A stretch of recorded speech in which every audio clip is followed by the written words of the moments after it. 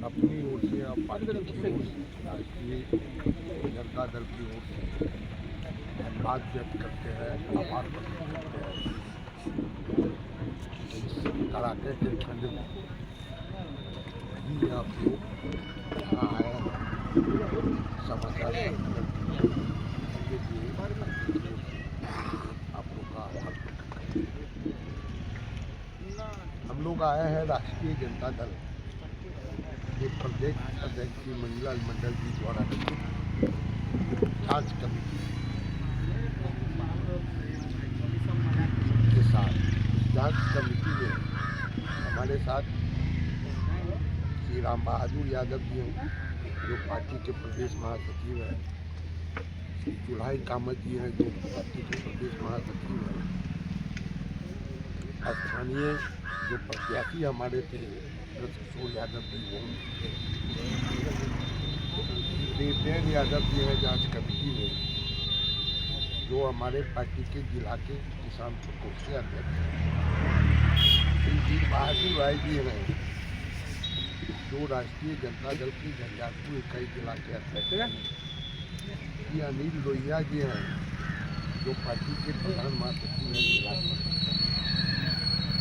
श्री अजार अहमद साहब हैं जो पार्टी के अल्पसंख्यक सेल के राष्ट्रीय और श्री राजा जी हैं, उनका नाम क्या है, रवि रंजन राजा जो युवा राजद के जिला के साथ में चूँकि हम यहाँ आए हैं तो हमारे पार्टी के पुराने साथी और यहाँ जिला के अध्यक्ष और बासोपट्टी पूर्वी पंचायत के मुखिया भी हैं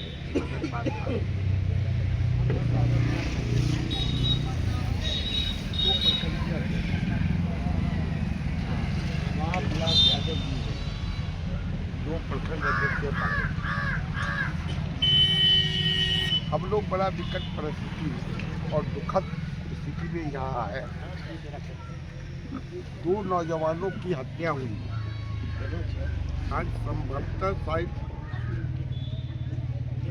14वां या 15वां दिन हो रहा है, लेकिन उस हत्या का उद्भेदन करने में अभी तक स्थानीय पुलिस असफल साबित हुई, जो बड़ा अपराध के दृष्टिकोण से चिंताजनक है, क्योंकि यह इलाका बॉर्डर पे सटा हुआ है। ऐसे परिस्थिति में जिला पुलिस को स्थानीय पुलिस को जायजे सक्रिय होना चाहिए कि अपराध नहीं है। यहाँ जो जानकारी मिली है, जो परिवार के लोग और अन्य लोगों ने जो बताया है, उसमें बड़ा संदेह पैदा कर रहा है स्थानीय पुलिस। अगर मंडल का लाश बरामद हुआ, गणेश मंडल का, तो उसको शिनाख्त किए हुए बिना सीधा लवारिस करके पोस्टमार्टम के लिए भेजना कहीं न कहीं स्थानीय पुलिस पर शंका पैदा कर रहा है। जबकि मुखिया सरकार का अंग होता है पंचायती व्यवस्था में, और किसी पंचायत में अगर लाश बरामद होती है तो अगर शिनाख्त नहीं हुई किसी के द्वारा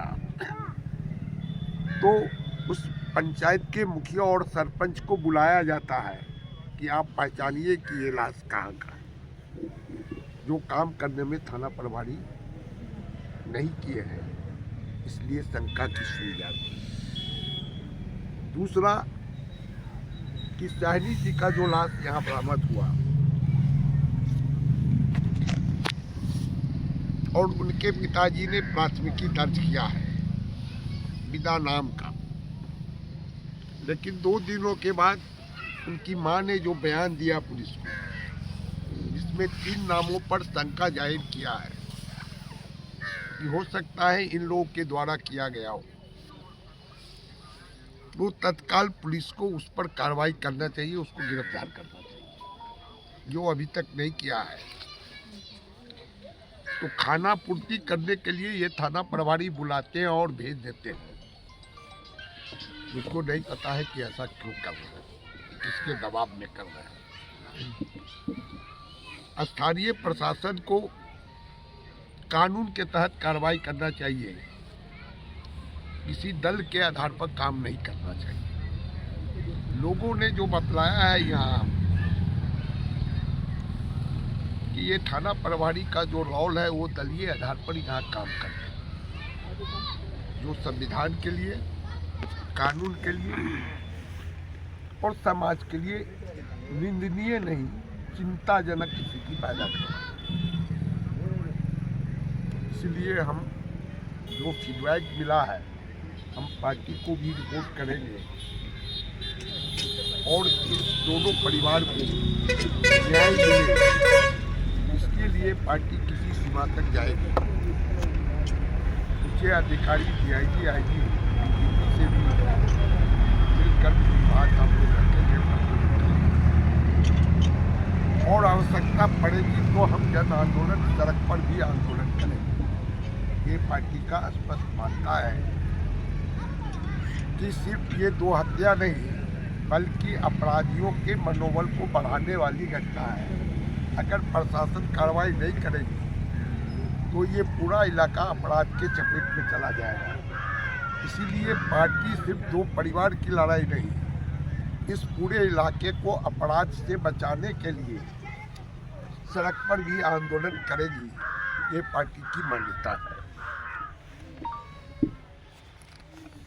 उसके साथ ही हम आप लोग के माध्यम से सरकार से मांग करते हैं कि दोनों परिवार बिलो आर्थिक रूप से पिछड़ा हुआ है, इसलिए इनके परिवार, एक लड़के की तो शादी हो गई थी, 2 महीने की बच्चे हैं, तो उसको पर्याप्त आर्थिक मुआवजा दिया जाए। हम ये आप लोग के माध्यम से मांग करते हैं। दूसरा जो मंडल बड़ा है या मारा गया है, उनकी माँ भी बहुत निरीह है और नानी भी एकदम वृद्धावस्था में, और वो अपनी तंगी के कारण ही ननिहाल में रहते थे, मजदूरी करते थे। इसलिए भी तो दोनों जिलों परिवार में आते हैं। इसलिए सरकार एक तो उससे अंत्येष्टि के लिए भी पैसा देना चाहिए सरकार को, जो नहीं दिया है क्या मुखिया जी, जबकि कानून है कि गरीब परिवार को अंत्येष्टि के लिए पैसा दिया जाएगा, वह काम नहीं किया। इसलिए हम मांग करते हैं कि दोनों परिवार को आर्थिक मुआवजा दिया जाए। वह व्यक्ति तो लौट कर नहीं आएगा, कम से कम उसका अभाव एक रूप से, आर्थिक रूप से उसको खड़े नहीं, ताकि परिवार को थोड़ा सा कुछ सवाल हो आप लोग का।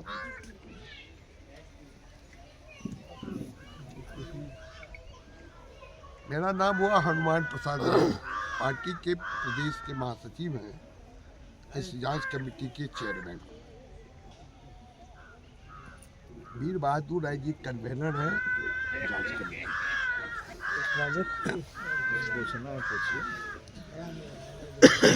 सर, प्रशासन का मानना है कि अभी तक पोस्टमार्टम रिपोर्ट नहीं आई, जांच चल रही है, जांच आने के उपरांत दोषियों पर कार्रवाई की जाएगी। अब ये मैं बतला दूं, प्रशासन अगर ऐसा कर रहा है तो गलत कर रहा है। हमको जो जानकारी है, हम लोग जो इतना जानते हैं कि पोस्टमार्टम रिपोर्ट 24 घंटे के अंदर तैयार हो जाती है। पोस्टमार्टम के बाद थाना प्रभारी की जिम्मेवारी है कि वो रिपोर्ट मंगाए। अगर वो नहीं मंगाया है तो ये कहीं ना कहीं संदेह पैदा करता है कि किसको बचाना चाहते हैं। पोस्टमार्टम रिपोर्ट का 2 पार्ट होता है। एक तो तत्काल रिपोर्टिंग होती है कि क्या इंजूरी था, डेथ का क्या कारण हो सकता है, और अगर रिपोर्ट में स्पष्ट नहीं होता है डेथ का कारण तो उसका विसरा भेजा जाता है केमिकल टेस्ट के लिए लेबोरेटरी। वहाँ से रिपोर्ट आती है 1 आध महीने के बाद। तो पता नहीं ये किस रिपोर्ट का इंतजार कर रहे हैं। बेसरा का रिपोर्ट का इंतजार तब किया जाता है जब पोस्टमार्टम रिपोर्ट में स्पष्ट नहीं होती है। तो ये चीज़ तो अब थाना प्रभारी से पूछिए आप लोग कि कौन रिपोर्ट आपको प्राप्त नहीं हुआ है, किसका इंतजार कर रहे हैं। मुझको उनको लगता है कि ये अपराधियों को बचाने का बहाना खोल जो उनका लगता है। सर, एक मुआवजे की बात हो रही है, ज़्यादा आकस्मिक में जो होता है, रोड एक्सीडेंटल होता है, इसमें मुआवजा देने का प्रावधान है क्या? अगर किसी का मर्डर हो जाए या किसी को मार के फेंक दिया जाए, क्या इसमें भी सरकार के द्वारा ऐसा प्रावधान है कि उचित मुआवजा दी जाए? अगर है उसमें जो आपदा प्रबंधन है वो पारिवारिक आपदा है, अगर वो परिवार निरीह है तो उस आपदा प्रबंधन से उसको मुआवजा दिया जाता है। सिर्फ एक्सीडेंट में ही नहीं दिया जाता है, किसी को मार दिया जाता है उसमें भी मुआवजा दिया। लेकिन सर, अभी तक कोई भी पदाधिकारी इस परिवार से सूद लेने नहीं आया है कि आपके परिवार में इतनी बड़ी घटना घट गई, तो फिर ये मुआवजे की बात सर कहाँ से आ रही है? ये हम डिमांड करते हैं, आप बतला दीजिए कि कितना संवेदनशील परिवार प्रशासन है।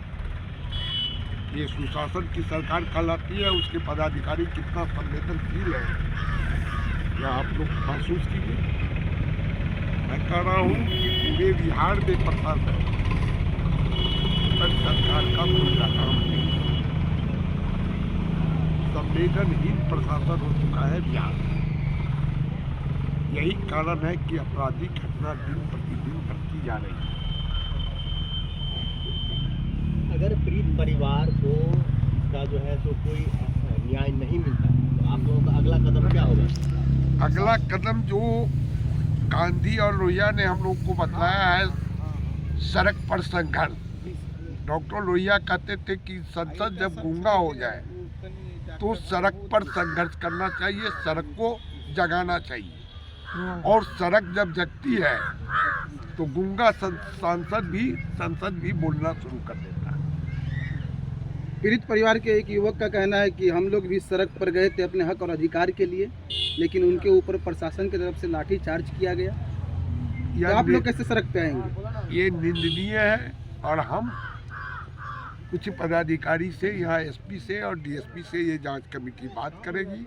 अब मैं चाहूँगा कि अगर बिना बड़े पदाधिकारी की को जानकारी दिए हुए लाठी चलाया है, ऐसे पदाधिकारी पर जो विभागीय कार्रवाई है वो होनी चाहिए, ये हम मांग करेंगे। बासोपट्टी थाना क्षेत्र में एक साथ 2 मर्डर और पुलिस अपराधी से कोसों दूर अभी तक कोई सुराग नहीं मिला है। क्या इसमें राजनीतिक साजिश भी हो सकती है? अब ये हम अभी नहीं कह सकते हैं, लेकिन जो थाना पटवारी के बारे में आया है, जानकारी हुई है, वो कानून का कम किसी दल के इशारे पर ज़्यादा काम करते हैं। यह एक सोचनीय सवाल है किसी थाना पटवारी और प्रशासन। तो कहीं ऐसा तो नहीं कि पीड़ित परिवार राजनीति का शिकार हो जाए, उन्हें हक अधिकार न्याय न मिले? ऐसा नहीं होने देंगे। राष्ट्रीय जनता दल पीड़ित परिवार के साथ मजबूती रूप से खड़े हैं। मजबूती रूप से नहीं बल्कि पूर्ण रूप से खड़ा है। ज़रूरत पड़ेगी तो हम पटना राजधानी के डीजीपी कार्यालय को भी घेरने का काम करेंगे अगर न्याय नहीं मिला तो। हम छोड़ने वाले नहीं हैं। पीड़ित परिवार से अभी मिले हैं आप, विशेष रूप से क्या क्या जानकारी मिली है आपको जो जांच के लिए? ये हमारे जांच रिपोर्ट हम राज्य पार्टी को देंगे। मुख्य रूप से जो हमने समझा है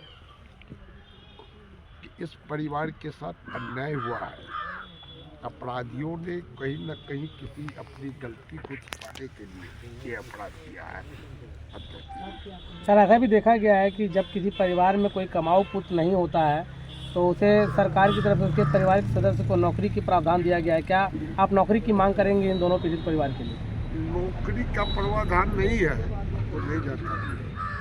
उसे आर्थिक रूप से संबल किया जाए ऐसा प्रावधान है। उस व्यक्ति के, उस परिवार के लोगों को जो रोजगार है मुहैया कराई जाती है। नौकरी कोई आधार नहीं है, नौकरी तो विशेष परिस्थिति में, किसी स्थिति में दी जाती है। लेकिन अब रोजगार क्या मिलेगा? मनरेगा में पहले गांव के लोगों को रोजगार मिल जाती थी, गांव के मजदूरों को 100 दिन। अब उसको कहने के लिए जो अभी एक तो महात्मा गांधी का नाम हटा दिया, दूसरा उसने 125 दिन किया है बरगलाने के लिए। लेकिन वो 125 दिन का कंट्रोल किसके पास रहेगा? केंद्र सरकार के पास। और जो मने उस पर खर्चा आएगा उसमें 40% राज्य सरकार को देना है। तो राज्य सरकार के पास न इतना फंड होगा, न वो दे पाएगा, तो वो 125 दिन के बदले चला आएगा 60 दिन। तो यह सरकार जो है वह गरीब विरोधी है, वह मजदूर विरोधी है, किसान विरोधी तो पहले रहा है। तो ये गांव से पलायन रुकता था मनरेगा के माध्यम से, और कोरोना काल में जब लोग बाहर से दिल्ली पंजाब से लौट कर आए गाँव में, तो उसकी रोजी रोटी मनरेगा के माध्यम से चला। अब उसी को सरकार समाप्त कर रही है, तो समझ सकते हैं कि ये सरकार किसके पक्ष में काम कर रही है। ये जन विरोधी सरकार है, मजदूर विरोधी सरकार है, किसान विरोधी सरकार है,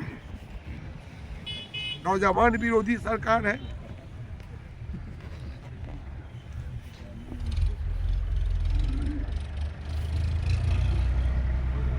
सवाल लेना